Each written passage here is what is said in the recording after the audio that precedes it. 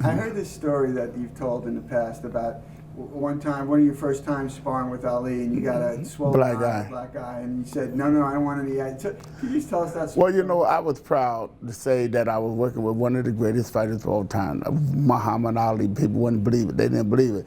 And you know, I don't know if I got hit in the eye on purpose or not, but, you know, I wanted to show it off. I got hit in the eye, I got black eye, and they wanted to put ice. I said, nah, I got to show this one off. I'm going to show it. And you know what? They still didn't believe me. They still didn't believe that I was working with Ali.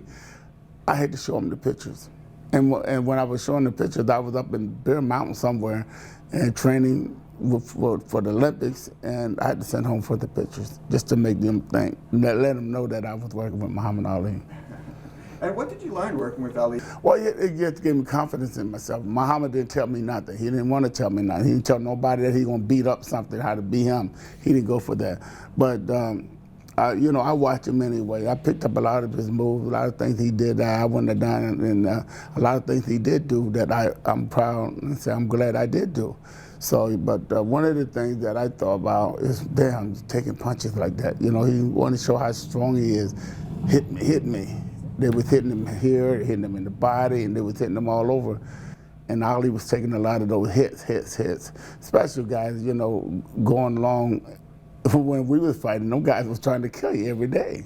Ali, they should learn it from Ali. Ali used to say hit and don't be hit, but then he gets up there and show everybody how good he can take a punch. The game is not to get hit and take those punches, because if you do, you're gonna be walking around on your heels. You were kind of put into an awkward situation to have to fight him. You didn't really want to fight him, right?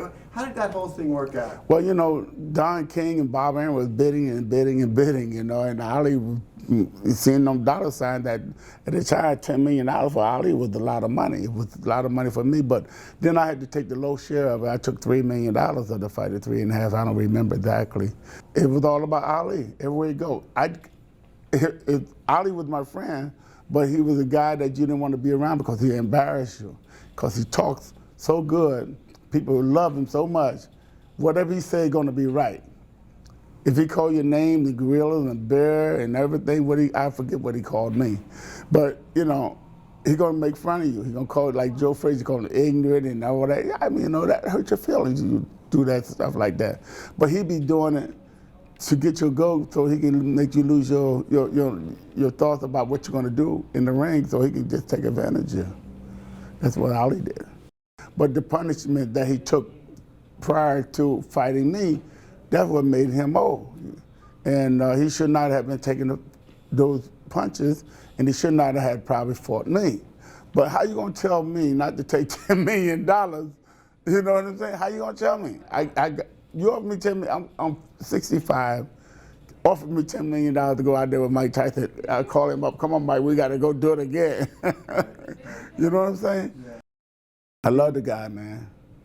I love the guy. The guy was a good guy. He gave me an opportunity, gave me a job.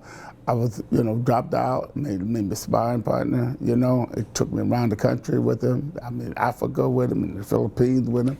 I mean, you know, he did everything. He tried to kill me, though, when he got me in the ring. Now, don't leave that out. But I was his sparring partner. I was willing to take whatever he give me, because I wanted to learn. And, you know, and at that time, I was learning. I had learned how to do it, and all I needed to do is not make him look bad. Because, you know, I know I was getting to him, but I'm not going to get to him in front of you guys, TV cameras, and everybody else, and other promoters watching, the spies. I'm not going to make him look bad. That ain't my job. My job is to get him in shape as best I can. So I never try to really hurt him. But, you know, I never want to hurt him. I used to say to him, Ali, stop taking all them punches, man. What are you taking all them punches for? I get cursed out. So I shut up. He said, I'm the boss. Don't worry about me. So I worried about him anyway. You fought in the Philippines on that card. What was that? It was hot in there. What was that whole experience like for you? It was hot, and it was early in the morning. And, you know, it was like 9 o'clock in the morning that I fought, 8 o'clock or 9 o'clock, somewhere around there. And it was really hot. I fought a guy named Ronnie Bobick, and he was Dwayne Bobick's brother. And he was, I think, better than Dwayne, because he was big, he was strong, but he had no stamina. And around the 6th or 7th round, I was putting punches together, and the referee stopped it. And what do you remember the main event? Do you remember watching the third Ali Frazier fight? Because you became friends with both of them, right? Was it hard for you to watch that? Well, you know, I think of business every time I watch fights. As long as they're making good money and everything, in my heart, I got pulled for Muhammad Ali because I worked with him more and longer than I did with Joe Frazier. But Joe was my friend too.